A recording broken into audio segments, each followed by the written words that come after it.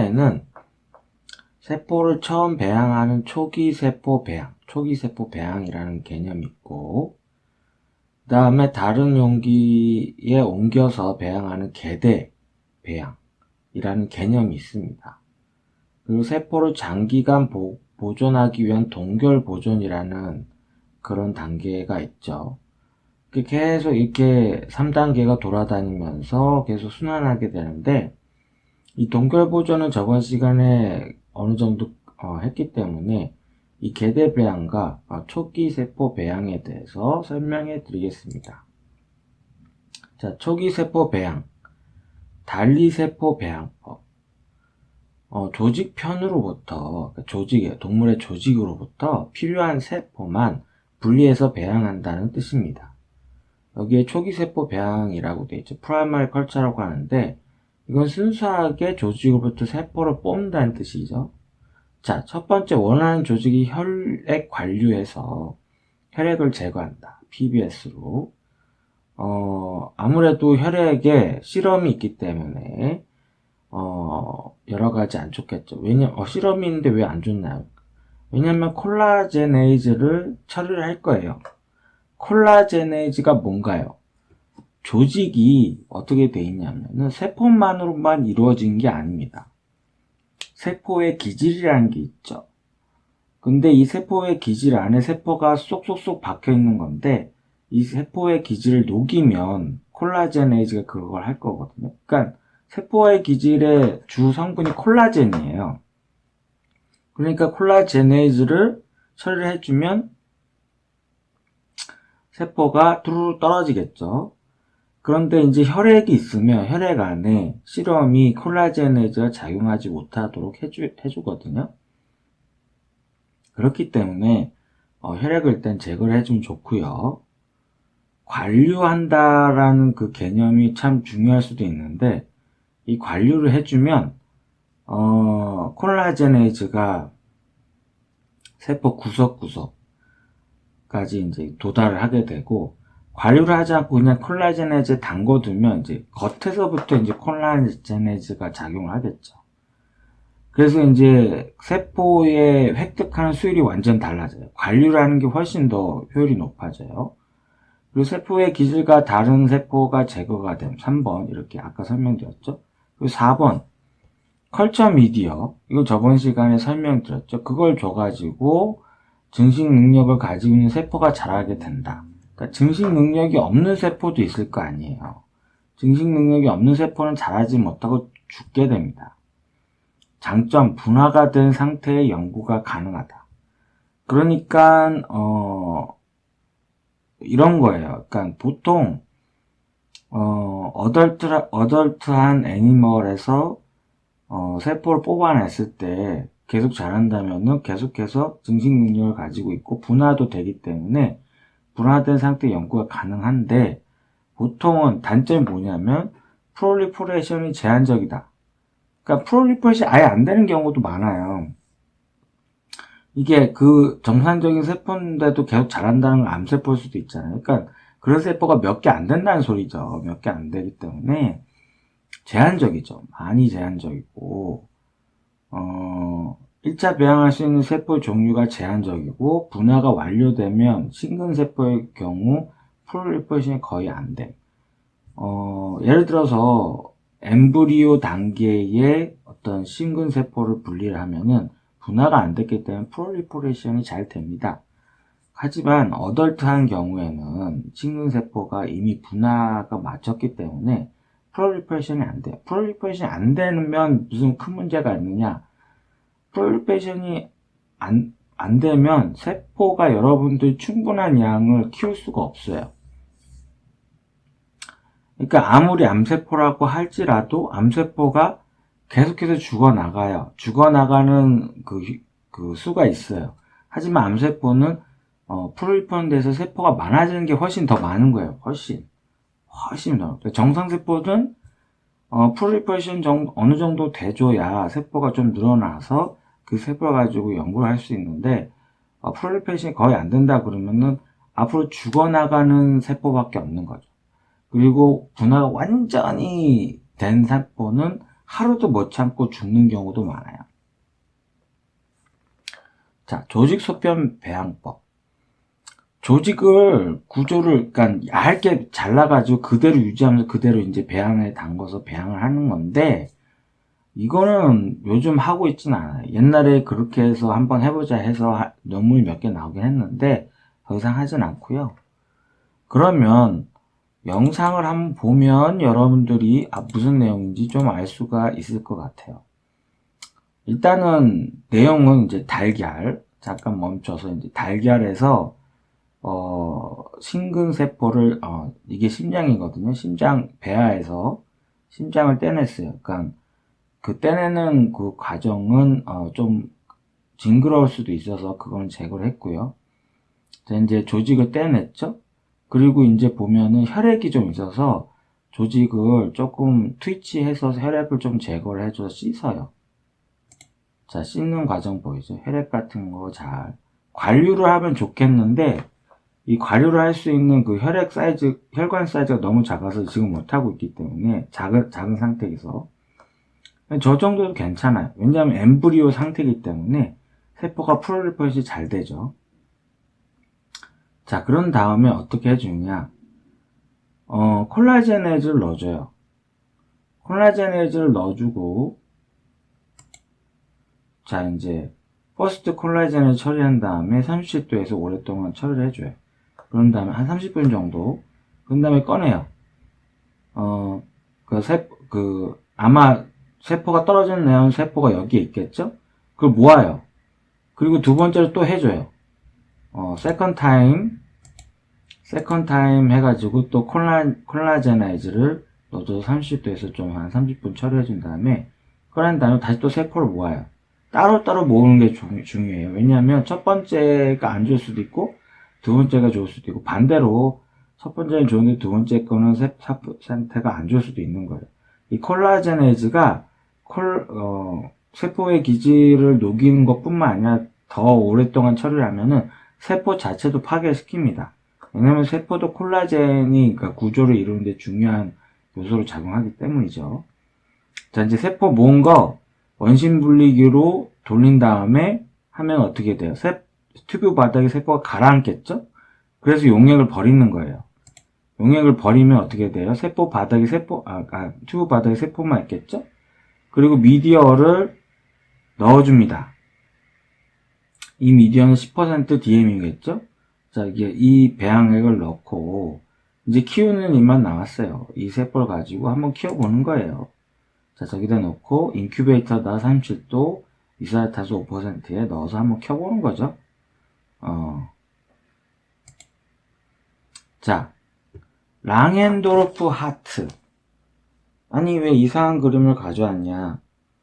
관류라는 개념에 대해서 여러분한테 가르쳐드리기 위해서, 심장을 바깥에 꺼내면은 보통 죽겠죠. 근데 이제 버퍼를 퍼퓨시에이션 영양분과 산소를 계속 공급하면 심장이 1시간 정도 뛰어요. 동물 심장 같은 경우에도. 그럼 어떤 혈관을 연결해야 됩니까? 할 때 하나만 연결해 주면 돼요. 하나만요? 아니, 하나만 연결 그게 돼요? 근데 조금 특이한 방법이에요. 왜냐면 이 에어틱 밸브 있죠. 에어틱 밸브가 뭐예요? 혈액이 거꾸로 흐르는 걸 막기 위해서 있는 거잖아요. 보통 혈액이 이렇게 나옵니다.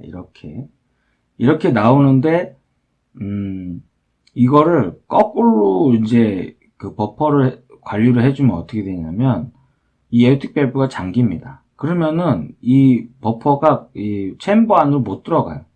이 챔버 안으로 못 들어가면 어떻게 되냐면 심장에 코로너리 아터리, 심장 내 혈관이 있어요.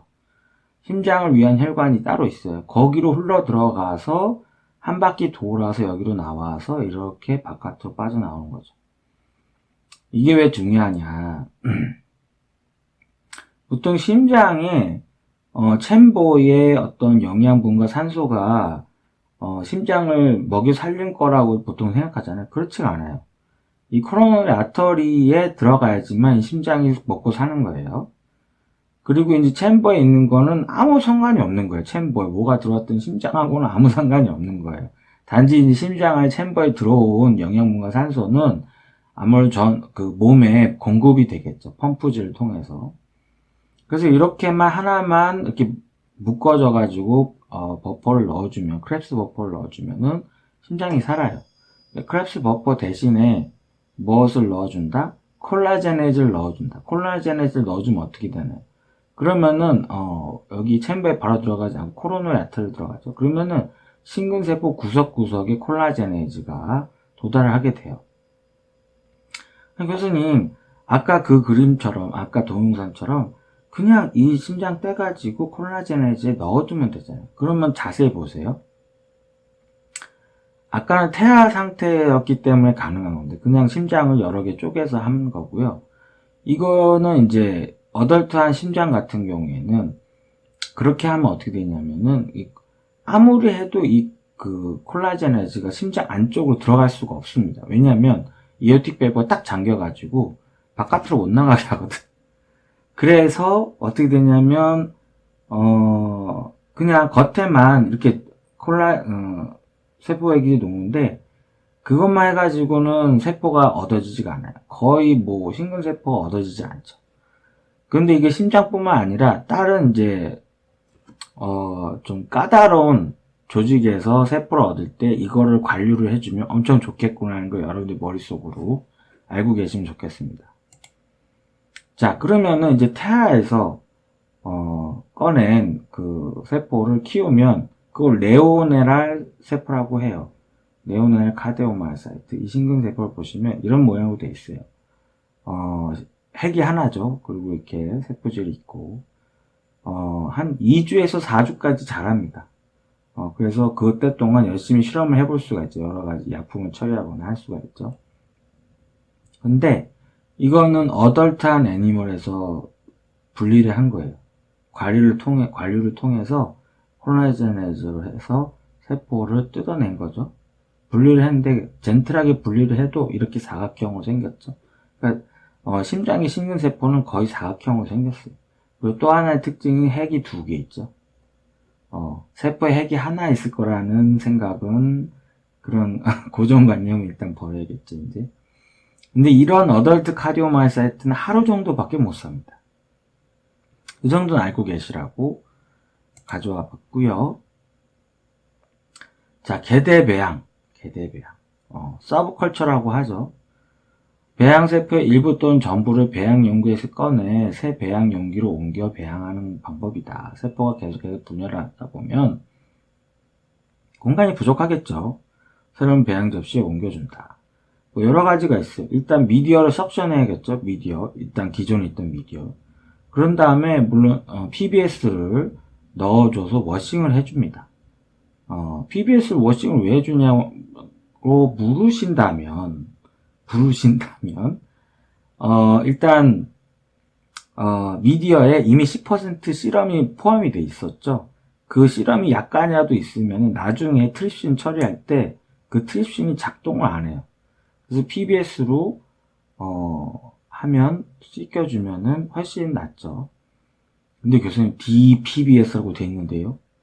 디스틸 워러로 만든 PBS. 자, 트립신 EDTA. 요게 원래는 투명한 색이었는데 요즘에는 빨간색으로 나와요 또. 그래서 헷갈리면 안 되는데 아무튼 이걸 넣어줘요. 넣어주면은 세포 CO2 인큐베이터에서 2, 3분 기다리면은 세포가 떨어져 나와요. 그걸 다시 새 미디어 10ml를 넣어가지고 이거를 이제 그 떨어진 세포를 조금 살 수 있게는 해줘야겠죠. 그걸 해가지고 센트리퓨즈 돌려야 돼. 센트리퓨즈 돌리는 거는 할 때도 있고 안 할 때도 있는데 일단 세포 양을 어느 정도 안다. 그러면 어떻게 하냐면 이거를 절반만 해가지고 양분해가지고 세포 배양에 넣어가지고 키우면 되는 거고 나는 세포 수를 정확하게 알고 싶다 할 때는 일단은 센트리퓨즈 해야지만 세포를 모을 수가 있죠. 그 세포를 모은 다음에 일부를 따서 셀 카운트를 해요. 세포가 몇 개다. 트리판 블루를 해서 셀 카운트를 해가지고 몇 개 있네. 그러면 그거를 해서 그 볼륨을 조절해가지고 다시 여기다 집어넣습니다. 한 2~3개로 늘릴 수가 있죠. 셀 플레이트가 하나 있는데 셀 플라스크가 뭐 3개, 4개 이렇게 이런 식으로 늘어날 수가 있습니다. 자, 그러면은 이거를 영상으로 한번 봐야 설명만 해가지고 알 수 있겠나. 그래서 영상을 한번 준비를 해 보았습니다. 자, 이거를 자, 이제 보시면 이제 너무 빠른가요?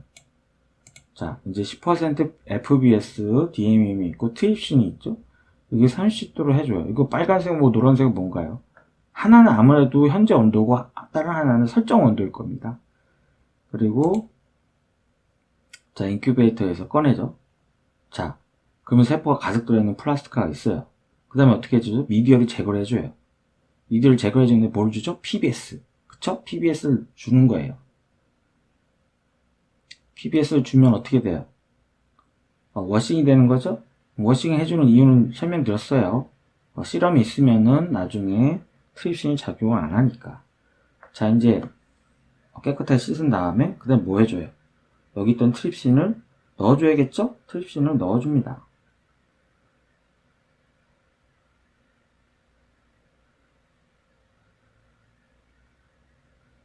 자, 이제 그런 다음에 어떻게 해줘요? 그런 다음에 어떻게 해주긴 뭘 인큐베이터 37도 5%에 한번 넣어주는 거예요. 한 3분 정도? 그래서 금방 꺼내요. 그 다음에 현미경을 보면서 다 떨어졌는지 확인을 꼭 해야 돼요. 근데 누군가 현미경을 쓰고 있으면은 이렇게만 해줘도 세포층이 떨어지는 모습을 볼 수 있죠. 다시 보여드릴게요. 세포층이 떨어지는 거 볼 수 있나요? 저 정도면은 현미경 필요 없습니다. 세포가 다 떨어져 나간 거죠. 자, DMEM 실험이 있는 거 다시 넣어줘요. 그러면 어떻게 되느냐? 이 DMEM에 실험이 있기 때문에 트립신 작용이 멈춰요.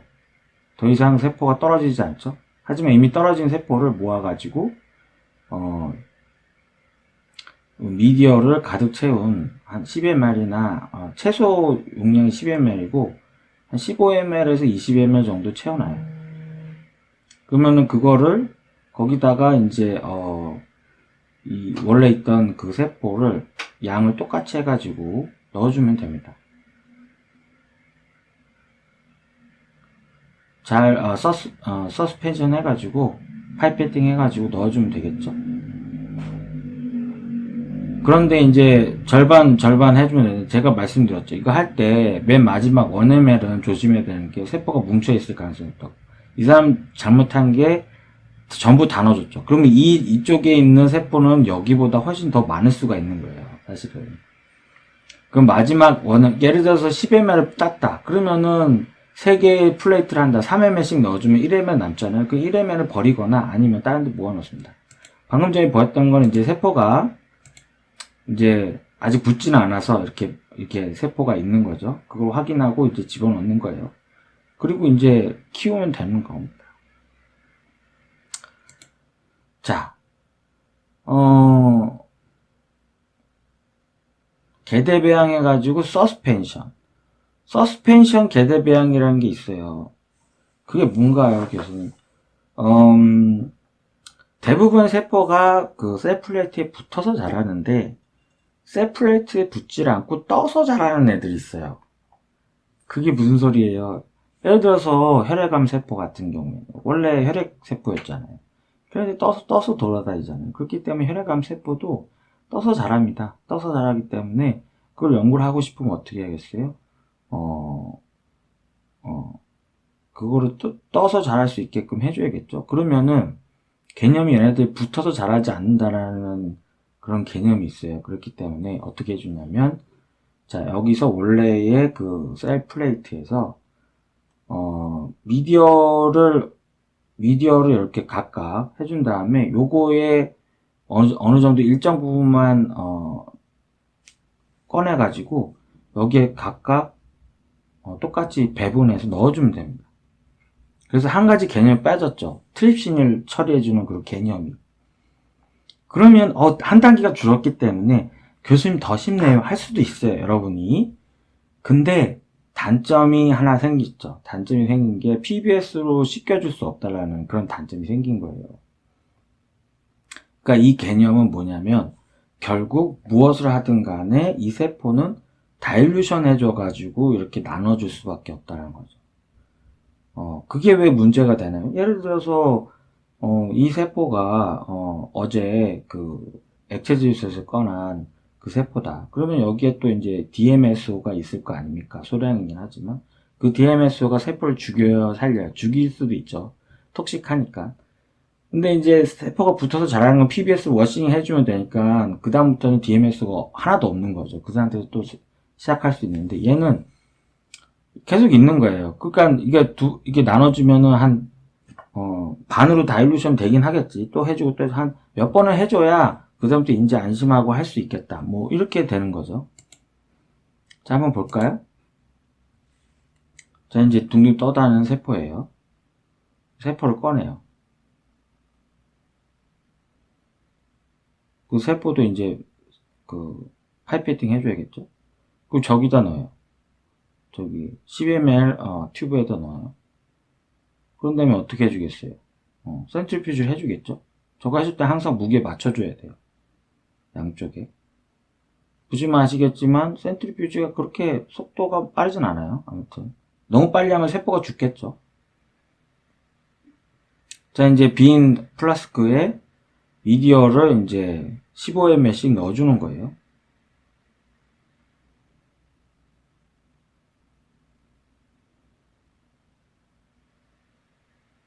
여기서는 굉장히 조금씩 넣어줬네요. 저렇게 조금씩 넣어줘도 되는데 잘못하면은 이 미디어가 말라가지고 세포가 죽는 경우도 있어요. 자, 이 미디어를 제거를 해주면 밑에 뭐가 남죠? 세포가 원심 분리기에서 밑에 깔아앉아 있죠? 그래가지고 저거를 새로 미디어를 넣어줘가지고 딱 해줘요.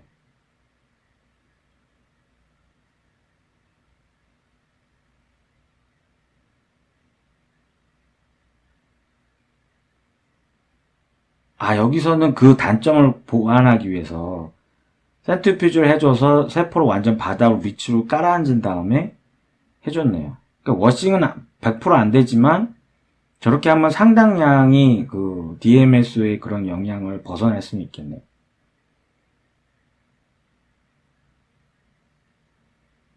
자, 그러면 이제 세포가 둥둥 떠다니겠죠? 그러면 이제 이름하고 날짜 쓰고 본인 거 하고 세포 보고 둥둥 떠서 잘 자라네요.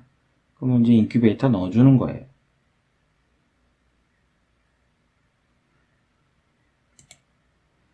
자, 그러고 나서 셀 카운팅. 교수님 셀 카운팅에 대해서 좀 설명해 줘요.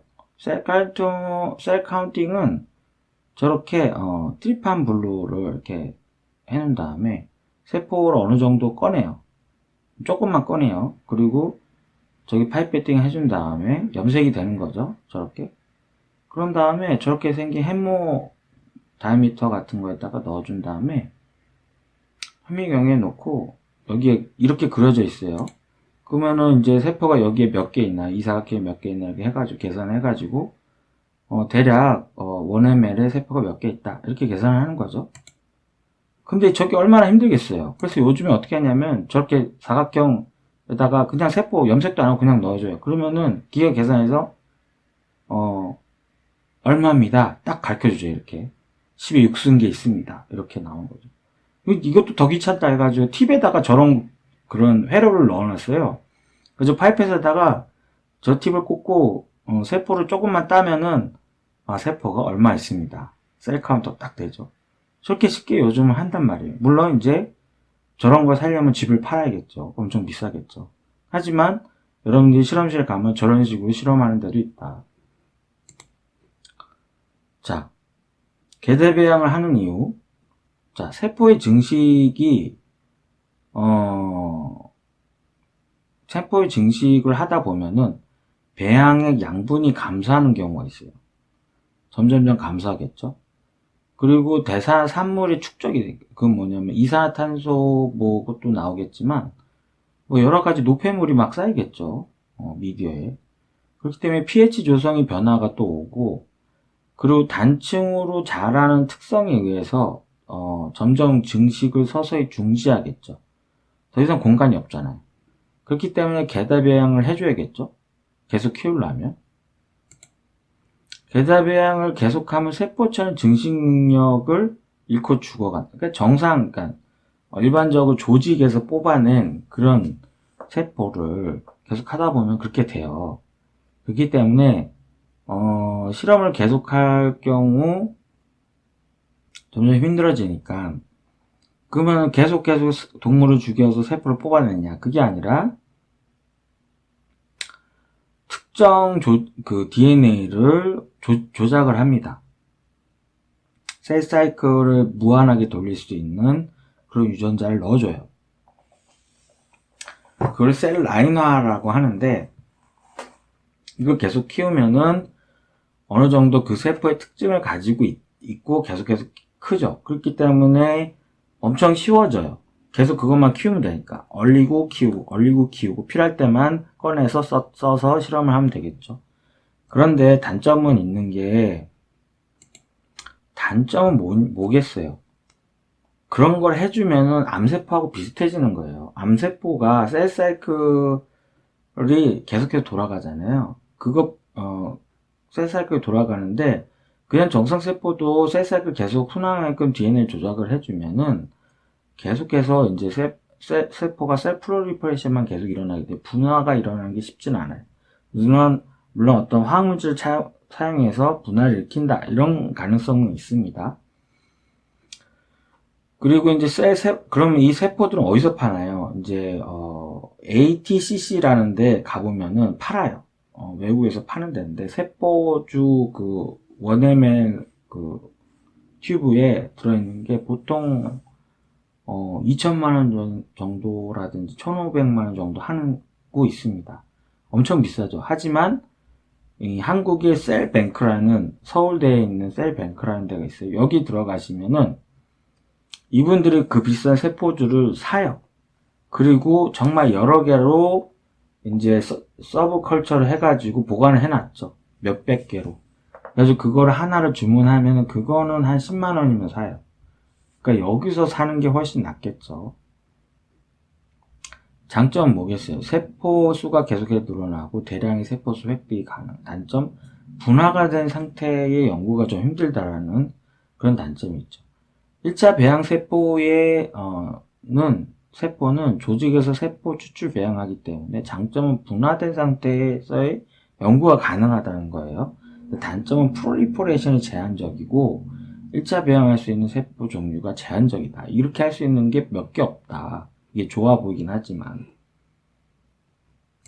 자, 그러면 저 세포 키우는 능력이 있다고 해서 딱히 어드밴티지가 있고 그런 것 같지 않은데, 여러분 생각을 해보세요. 이제 세포를 이제 어느 정도 키우면은 별의별 세포를 다 키우게 되는데, 이 서스펜션 셀 중에는 이제 아까도 말씀했다시피 혈액암 세포도 있단 말이에요. 혈액암 세포. 이 혈액암 세포에 여러분들이 원하는 항체를 생산하는 그런 면역 세포를 마우스에서 추출해서 같이 키우면 어떻게 되냐면 서로 융합을 해요. 이걸 하이브리도마라고 해요. 하이브리도마. 이렇게 융합을 한 거는 얘네들은 계속 자라면서 항체를 생산해요. 신기하죠? 이 항체는 세포 미디어에 있는 거예요. 그 세포 미디어에서 계속 빨아가지고 마치 우리가 흡혈귀가 된 모양처럼 참 아이러니한 상황이죠. 이 상태에서 이제 혈액 미디어에서 항체를 뽑아서 모아둘 수가 있어요.